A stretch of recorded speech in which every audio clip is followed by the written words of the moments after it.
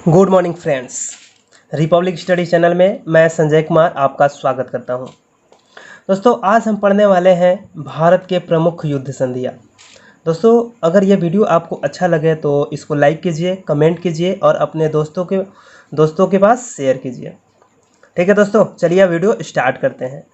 तो भारत में बहुत सारे युद्ध हुए हैं, आधुनिक भारत में बहुत सारे युद्ध हुए हैं। ठीक है, और उन युद्धों में कुछ संधियां हुई है। ठीक है, उसी के बारे में आज हम पढ़ने वाले हैं। ठीक है, तो यहाँ पे देखिए, ये है एला सापल की संधि जो हुआ था 1748 ईस्वी में। कब हुआ था? 1748 ईस्वी में फ्रांसीसियों और अंग्रेजों के बीच हुआ था। ठीक है, जिसमें फ्रांसीसी गवर्नर कौन था? डुप्ले था, और ला बोर्डेन ने वहाँ का सैन्य नेतृत्व किया था, और यहाँ का कैप्टन बार्नेट था। यहाँ क्या हुआ था? कैप्टन अंग्रेज जो नेतृत्व कर रहा था, कैप्टन बार्नेट ने क्या करता है, वो यूएसए को अधिकार कर लेता है, यूएसए पर अधिकार कर लेता है, जिससे दोनों में युद्ध हो जाता है। और वो युद्ध किस नाम से जाना जाता है? प्रथम कर्नाटक युद्ध के नाम से जाना जाता है। ठीक है, और उसी युद्ध के पश्चात जो संधि होती है उसे हम लोग एला सपल की संधि कहते हैं। ठीक है, इस युद्ध में क्या होता है, मद्रास जो फ्रांसीसियों ने जीता था वो अंग्रेज़ों को दे दिया जाता है, और यूएसए का जो लुईवर्क था वो अंग्रेज़ों ने जीता था, वो फ्रांसीसियों को दे दिया जाता है। ठीक है, नेक्स्ट जो संधि है वो है पांडिचेरी की संधि। पांडिचेरी की संधि हुआ था 1754 ईस्वी में। ठीक है, ये भी हुआ था फ्रांसीसी और अंग्रेज़ों के बीच में हुआ था। इसमें फिर से डुप्ले था, लेकिन यहाँ पे पांडिचेरी का जो गवर्नर था वो कौन था? गोडेहियो था। ठीक है, तो इस संधि को हम लोग गोडेहियो की संधि के नाम से भी जानते हैं, और इसमें अंग्रेज़ों का नेतृत्व रॉबर्ट क्लाइव ने किया था। इस संधि में क्या कहा गया कि दोनों कंपनियां हैं वो जो जीते गए थे एक दूसरे के क्षेत्र, वो वापस मिल जाते हैं उनको। ठीक है, किस संधि में? पांडिचेरी की संधि में। उसके बाद होता है पेरिस की संधि।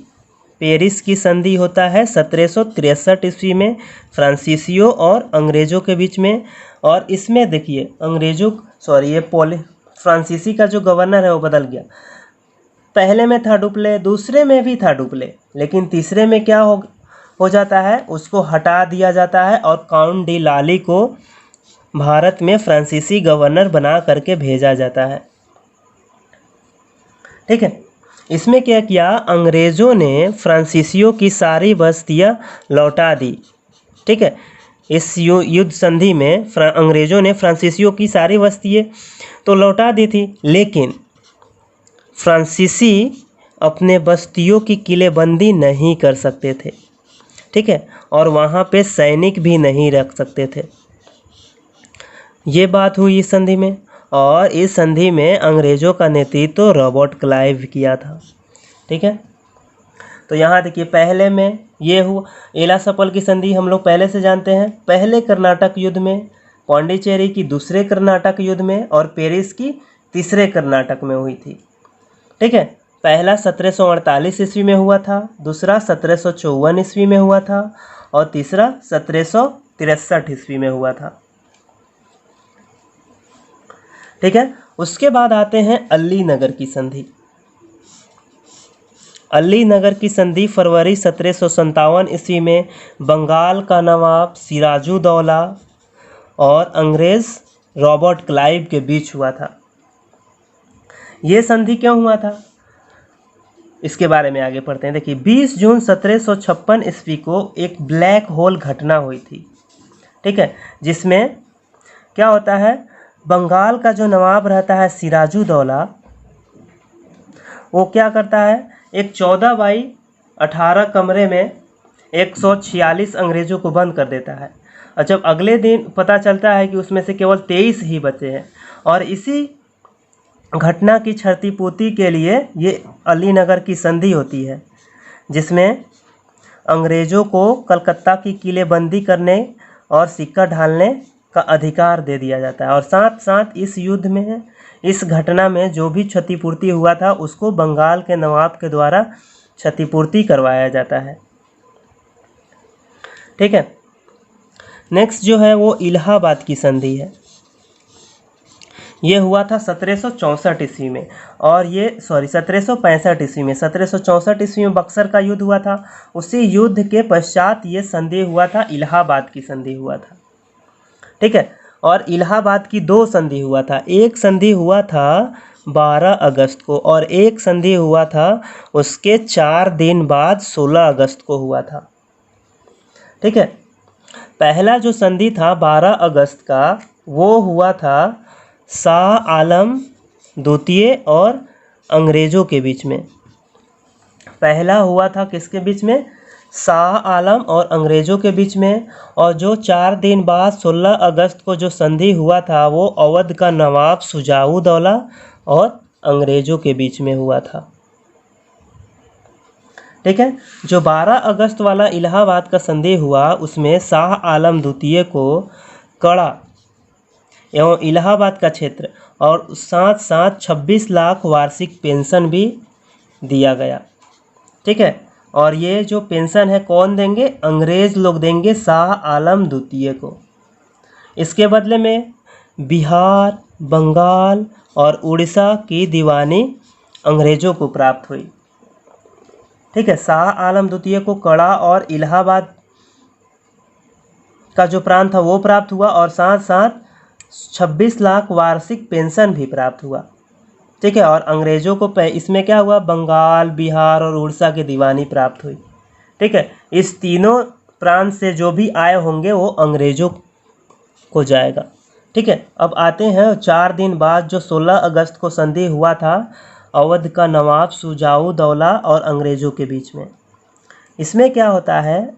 शुजाउद्दौला को अवध और इलाहाबाद, यहाँ पे कड़ा लिखना चाहिए था, क्या कड़ा होना चाहिए? क्या कड़ा और इलाहाबाद को छोड़ करके शेष क्षेत्र नवाब को वापस कर दिया अंग्रेज़ों ने। ठीक है।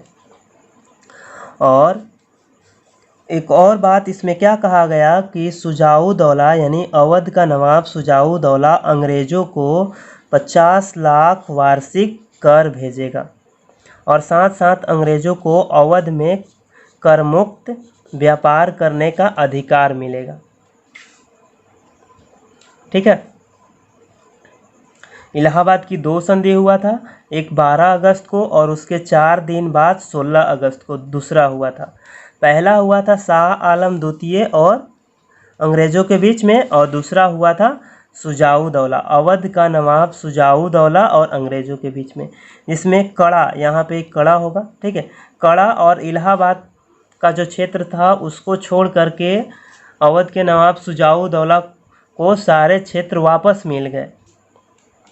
ठीक है। इसके बदले में शुजाउद्दौला को अंग्रेज़ों को 50 लाख वार्षिक पेंशन अंग्रेज़ों को देना तय हुआ। और ये जो 50 लाख का वार्षिक पेंशन है धीरे धीरे घटते घटते एकदम ही ख़त्म हो गया। उसके 32 हुआ, 18 हुआ, 16 हुआ, ऐसे घटते घटते ख़त्म हो गया। ठीक है। तब आते हैं अगले संधि पे।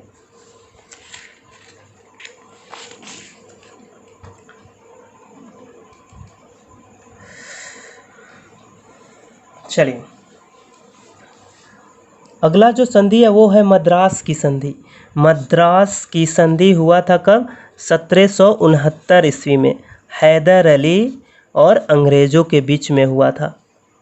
ठीक है। मद्रास की संधि किसके किसके बीच में हुआ था? हैदर अली और अंग्रेज़ों के बीच में हुआ था।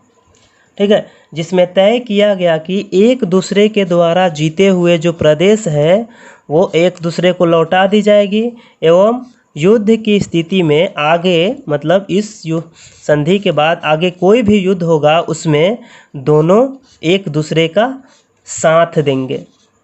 ठीक है। मद्रास की संधि में क्या तय किया गया कि जो एक दूसरे के जीते गए क्षेत्र थे वो एक दूसरे को वापस मिल जाएंगे, और साथ ही आगे यानी भविष्य में अगर कोई युद्ध होगा तो उसमें दोनों का एक दूसरे का साथ देना पड़ेगा।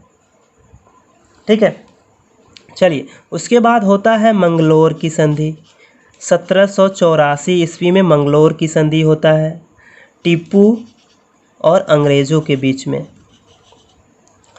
देखिए इसमें हैदर अली क्यों नहीं है, क्योंकि 1782 ईस्वी में उसका मृत्यु हो गया, जिसके फलस्वरूप ये संधि हुआ है 1784 ईस्वी में, इसलिए इसमें टीपू होगा। ठीक है।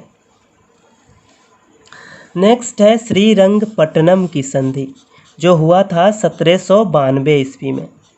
कब हुआ था? 1792 ईस्वी में टीपू सुल्तान और अंग्रेज़ों के बीच में, जिसमें अंग्रेज़ों का नेतृत्व कर्नवालिस ने किया था। ये संधि क्यों हुआ? क्योंकि ये जो टीपू सुल्तान था वो फ्रांस से सहायता प्राप्त कर रहा था और अंग्रेज़ों को इसका पता लग गया, जिससे तृतीय मैसूर युद्ध हुआ और उसी युद्ध में जो संधि हुई उसका नाम क्या है? श्रीरंगपट्टनम की संधि 1792 ईस्वी में। इस युद्ध में युद्ध के हार जाने के रूप में टीपू सुल्तान को अपना आधा राज्य, ठीक है, अपना आधा राज्य अंग्रेज़ों को देना पड़ा और साथ साथ 3 करोड़ रुपए भी देना पड़ा अंग्रेज़ों को। ठीक है, इस युद्ध के हार जाने के रूप में टीपू को अपना आधा राज्य देना पड़ा और साथ साथ 3 करोड़ रुपया भी देना पड़ा अंग्रेज़ों को। ठीक है। उसके बाद संधि होता है सूरत की संधि। किसकी संधि? सूरत की संधि होता है 1775 ईस्वी में। ये होता है बम्बई की अंग्रेजी सरकार और मराठा रघुनाथ राव के बीच में, जिसमें क्या कहा जाता है? सालसेट और बसिन एवं थाने का क्षेत्र अंग्रेज़ों को दे दिया जाएगा, लेकिन उसके बदले में रघुनाथ राव को पेशवा बनाना पड़ेगा।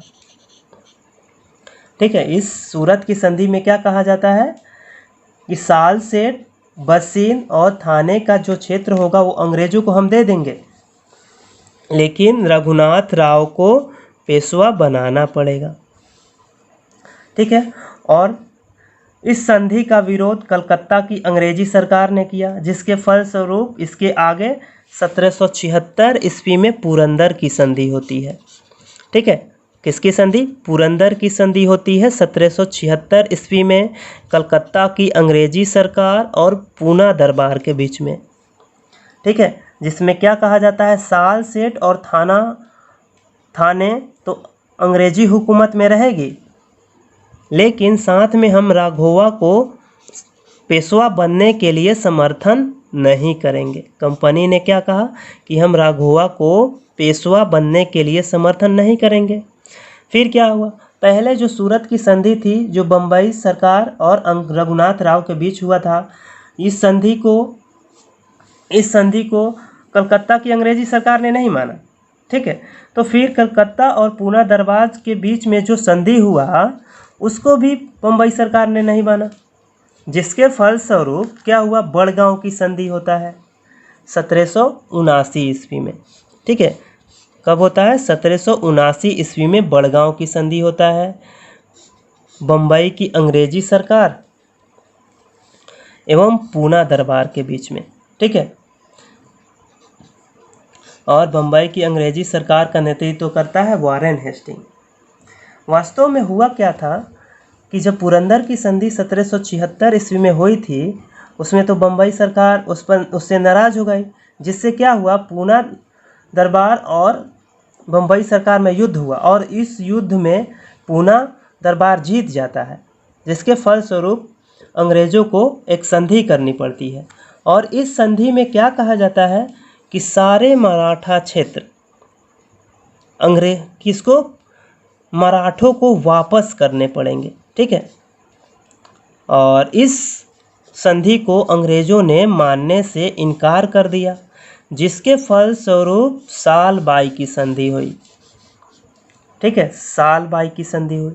तो पहले देखिए, पहले क्या होता है? सूरत की संधि 1775 ईस्वी में बम्बई की अंग्रेजी सरकार एवं रघुनाथ राव के बीच में, जिसमें कहा जाता है कि सालसेट और बसिन थाने अंग्रेजी सरकार को दे देंगे, उसके बदले में रघुनाथ राव को पेशवा बनाना पड़ेगा। लेकिन ये संधि कलकत्ता की अंग्रेजी सरकार मानने को तैयार नहीं थी, जिससे होता है पुरंदर की संधि 1776 ईस्वी में कलकत्ता की अंग्रेजी सरकार और पूना दरबार के बीच में। इस संधि में क्या कहा जाता है कि साल, सेठ और थाने तो अंग्रेजों के पास रहेंगे ही, लेकिन हम राघोवा को पेशवा बनने के लिए समर्थन भी नहीं देंगे। जिसके फलस्वरूप क्या होता है, युद्ध होता है, और उस युद्ध के बाद उसमें अंग्रेज हार जाते हैं और उसको एक बड़गांव की संधि करनी पड़ती है 1779 ईस्वी में। ठीक है, इसमें अंग्रेजों का नेतृत्व वॉरेन हेस्टिंग ने किया था। इसमें हार जाने के बाद क्या कहा जाता है कि जितने भी सारे मराठा क्षेत्र है जो अंग्रेजों ने जीता है वो मराठों को वापस कर दिया जाएगा, और इस संधि को वॉरेन हेस्टिंग माना नहीं, जिसके फलस्वरूप हुआ सालबाई की संधि। ठीक है, सालबाई की संधि होता है 1782 ईस्वी में। ये है सालबाई की संधि 1782 ईस्वी में, अंग्रेज और पूना दरबार के बीच में हुआ था। ठीक है, और ये संधि जो हुआ था महादजी सिंधिया की मध्यस्थता से संपन्न हुआ था। मतलब ये संधि कराने में महादजी सिंधिया का बहुत बड़ा हाथ था। इसमें क्या कहा गया, साल, सेठ और एलिफेंटा अंग्रेजों को दे दिया जाएगा और बदले में पेंशन लिया जाएगा। ठीक है, और इस संधि के फलस्वरूप ये जो नाना फडणवीस थे और महादजी सिंधिया के बीच द्वंद्व प्रारंभ हो जाता है कि आपने ऐसा संधि क्यों करवाया। ठीक है, द्वंद्व प्रारंभ हो जाता है। और यहाँ पे देखिए जेम्स ग्रांट जी हैं। कौन है? जेम्स ग्रांट जी हैं, जो नाना फडणवीस को मराठों का मैकियावेली कहा है। ठीक है, जेम्स ग्रांट हैं इतिहासकार जो नाना फडणवीस को मराठों का मैकियावेली कहा है। और नाना फडणवीस का मूल नाम था बालाजी जनार्दन भानु था। ठीक है, तो इसमें याद क्या करेंगे कैसे, पहले सूरत की संधि हुई 1775 ईस्वी में और इसको कलकत्ता वाला नहीं माने, जिससे पुरंदर की संधि 1776 ईस्वी में हुई।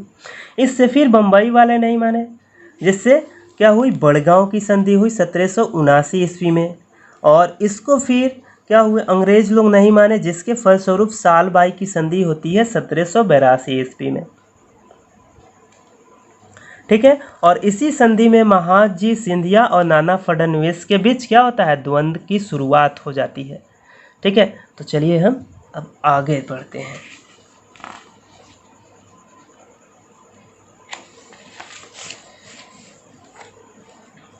अब देखिए, दुर्भाग्यवश 1795 ईस्वी में महादजी सिंधिया की मृत्यु हो जाती है और मराठा साम्राज्य नाना फडणवीस के अधिकार में आ जाता है।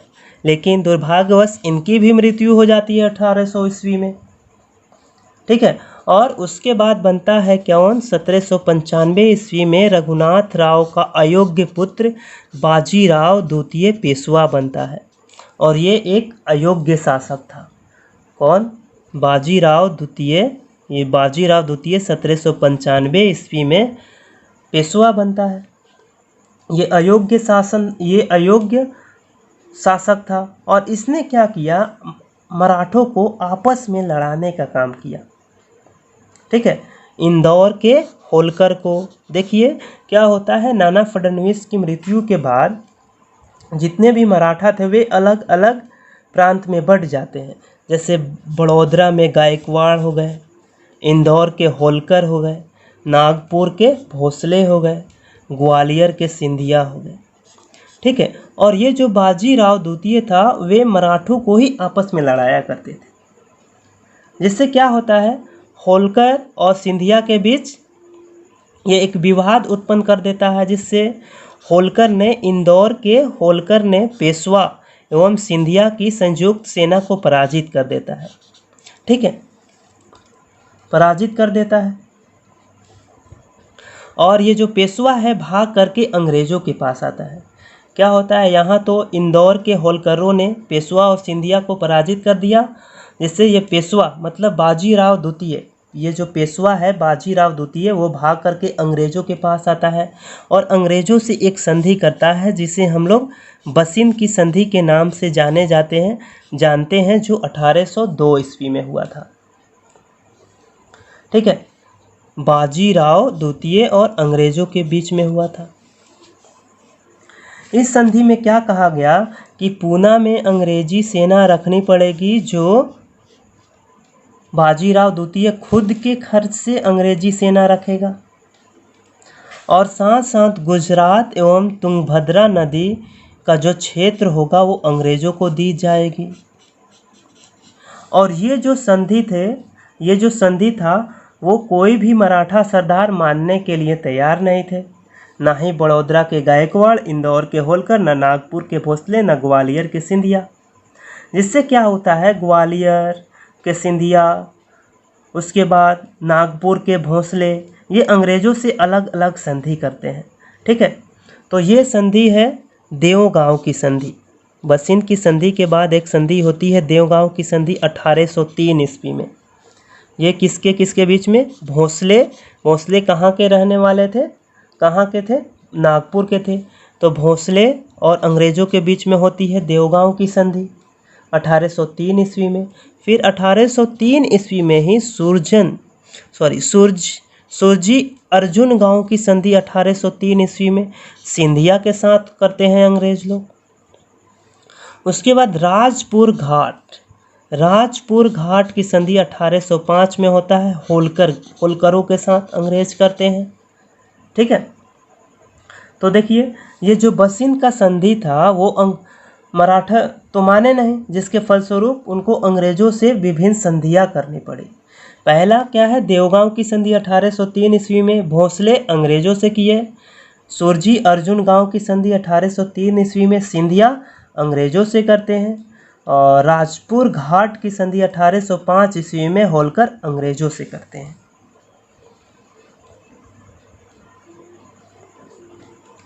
ठीक है, फिर इस संधि में कुछ न कुछ विवाद होता है, जिसके चलते आगे भी संधि होता है।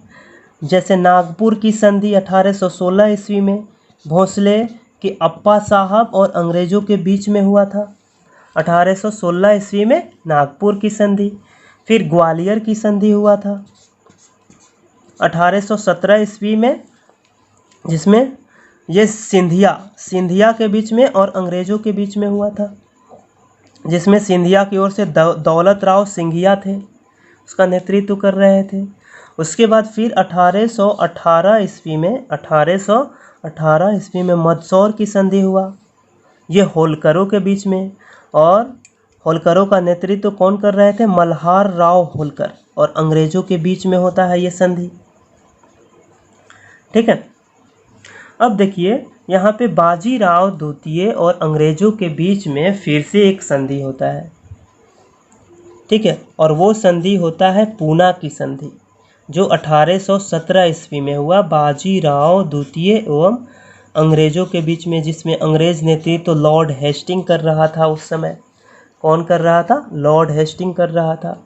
इसमें क्या कहा गया कि 1818 में पेशवा पद को समाप्त कर दिया जाएगा। ठीक है, और अंग्रेज लोग बाजीराव द्वितीय को पेंशनर बना करके कानपुर भेज देते हैं। ठीक है, अंग्रेज बाजीराव द्वितीय को पेंशनर बना करके कानपुर भेज देते हैं। ठीक है, उसके बाद कुछ और है जो संधि हुआ था, यह है मुंशी शिव गांव की संधि, जो 1728 ईस्वी में निजामुन मुल्क मतलब निजाम और मराठों के बीच में हुआ था, बाजीराव प्रथम के बीच में। और एक संगोला की संधि भी हुआ था जो 1750 ईस्वी में हुआ था। ठीक है, क्या हुआ कि बसिंत की संधि तो मराठे लोग नहीं माने, जिससे अंग्रेज से अलग अलग प्रकार की दो संधियां करनी पड़ी। ठीक है, पहला देवगांव भोसले के साथ, सुरजी अर्जुन गांव सिंधिया के साथ, और राजपुर घाट होलकरों के साथ। फिर से नागपुर भोसले के साथ, ग्वालियर सिंधिया के साथ, और मंदसौर मल्हार राव होलकर के साथ। ठीक है, देवगांव की संधि 1803 ईस्वी में, अर्जुन गांव की संधि 1803 में, राजपुर घाट की संधि 1805 ईस्वी में, नागपुर की संधि 1816 ईस्वी में, और ग्वालियर की संधि 1817 ईस्वी में, और मंदसौर की संधि 1818 ईस्वी में। उसके बाद फिर बाजीराव द्वितीय ने संधि किया, जिसको पूना की संधि के नाम से जाना जाता है 1817 ईस्वी में लॉर्ड हेस्टिंग और बाजीराव द्वितीय के बीच में हुआ था। तो चलिए फ्रेंड्स, हम आगे बढ़ते हैं।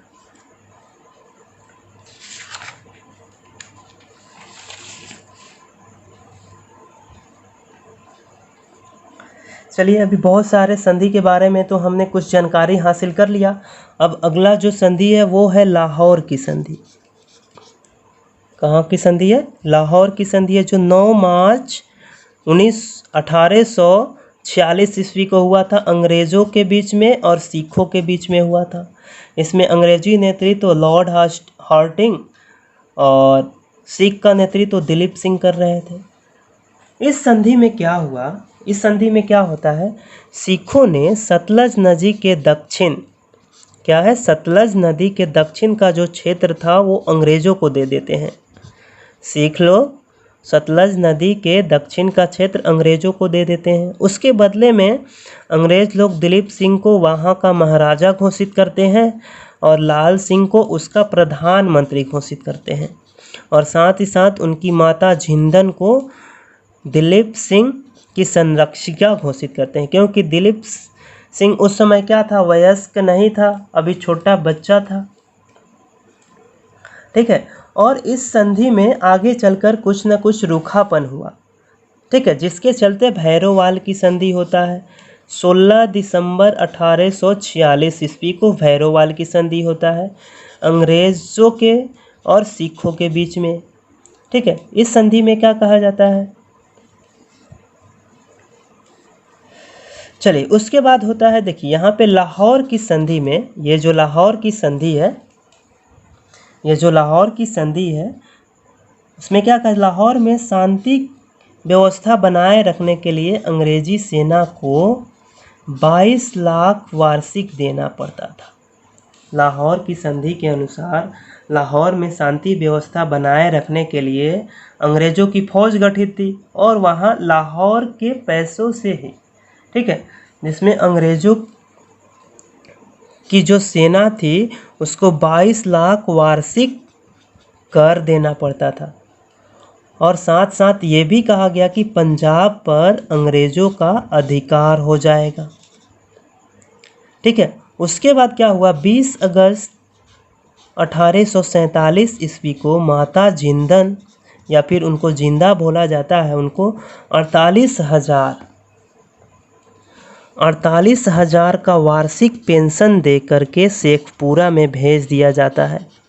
ठीक है, 48,000 का वार्षिक पेंशन दे करके इनको शेखपुरा में भेज दिया जाता है, और इनके पुत्र दिलीप सिंह को इंग्लैंड पढ़ने के लिए भेज दिया जाता है। ठीक है, एक और जो संधि है जो पीछे छूट गया था उसको हम लोग थोड़ा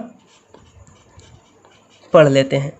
ये है अमृतसर की संधि, जो 25 अप्रैल 1809 ईस्वी को महाराजा रंजीत सिंह और चार्ल्स मेटकॉफ के बीच में हुआ था।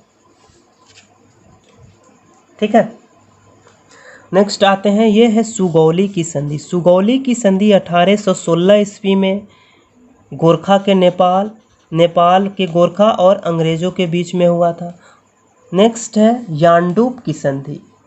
किसकी संधि है? यानडूब की संधि है। यानडूब की संधि 1826 ईस्वी में हुआ था वर्मा एवं अंग्रेज़ों के बीच में, जिसमें अंग्रेजी नेतृत्व लॉर्ड एमसर्ट ने किया था।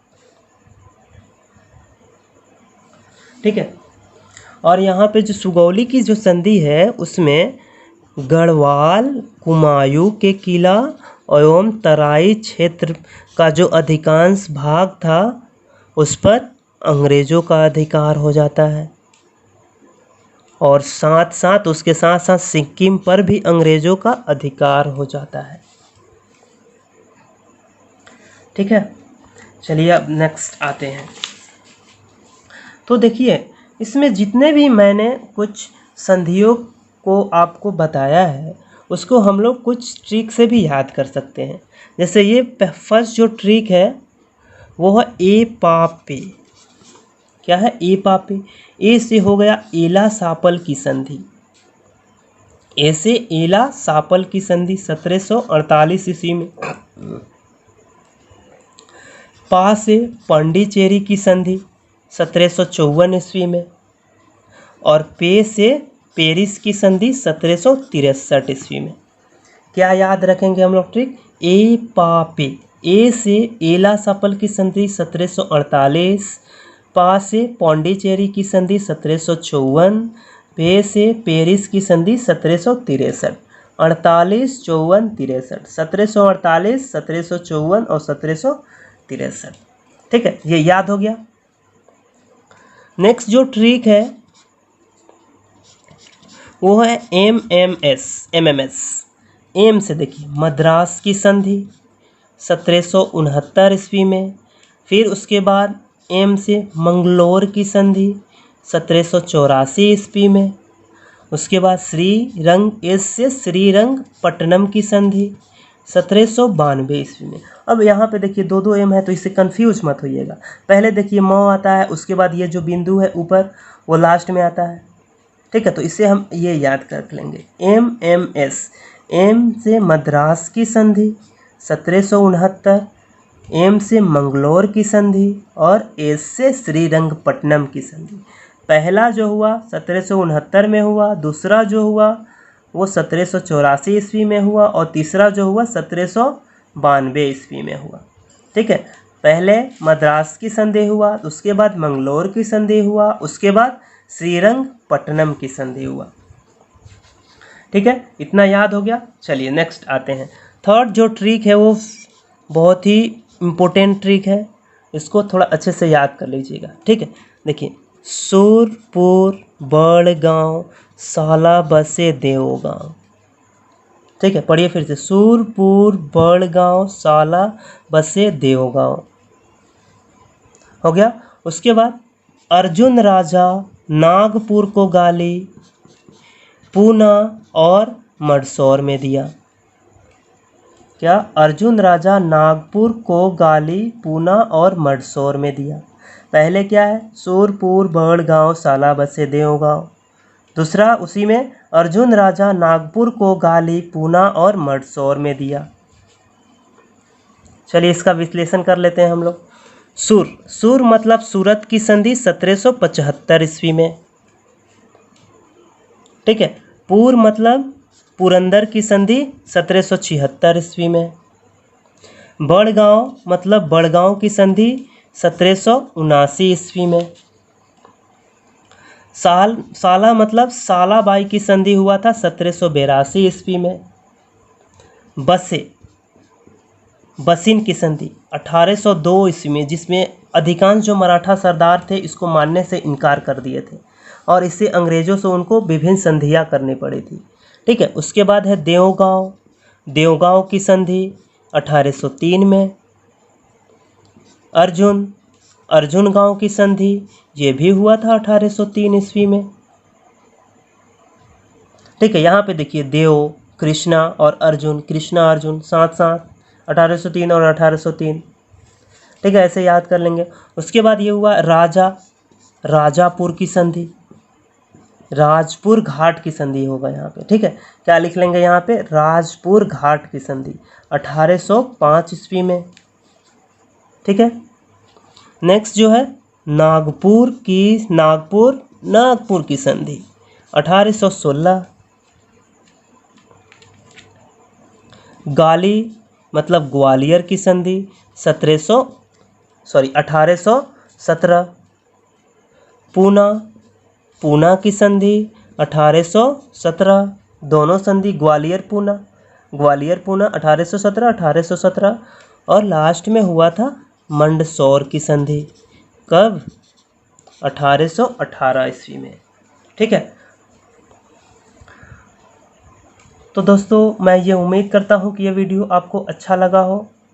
अगर ये वीडियो आपको अच्छा लगा हो तो लाइक कीजिए, इसको शेयर कीजिए, सब्सक्राइब कीजिए और मुझे कमेंट बॉक्स में कमेंट करके बताइए कि ये वीडियो आपको कैसा लगा है। ठीक है फ्रेंड्स, रिपब्लिक स्टडीज़ चैनल से जुड़ने के लिए आपका धन्यवाद।